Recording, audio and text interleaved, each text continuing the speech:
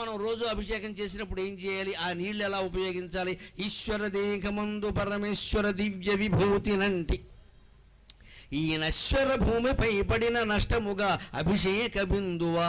ఈశ్వరుని ముట్టుకున్నావు, ఆయన చుట్టూ తిరిగావు, పరమేశ్వరుని యొక్క దివ్య శరీరాన్ని మొత్తం స్పృశించావు. ఓ అభిషేక బిందువా, మామూలు మట్టిలో పడితే నష్టపోయినట్టే కదా. అందుకని నేనేం చేస్తున్నానమ్మా, విశ్వము గొల్చు సాధ్వి, ఈ విశ్వమంతా పూజించేటువంటి సాధ్వి తులసి. మన భారతీయ సంప్రదాయం ప్రతి ఇంటి ముందు తులసి ఉండాలి ఖచ్చితంగా. ఆ తులసి మొక్కకి రోజు నీళ్లు పొయ్యాలి అని చెప్పారు. ఎందుకు చెప్పారండి? ప్రతి భారతీయ ఆచారంలో భౌతికం, మానసికం, ఆధ్యాత్మికం 3 ఉంటాయి. తులసి మొక్కకి నీళ్లు పోసి పెంచడంలో భౌతికం ఏమిటో తెలుసా? కృష్ణ తులసి, లక్ష్మీ తులసి 2 ఇంటి ముందు ఉంటే పాములు రావండి ఖచ్చితంగా.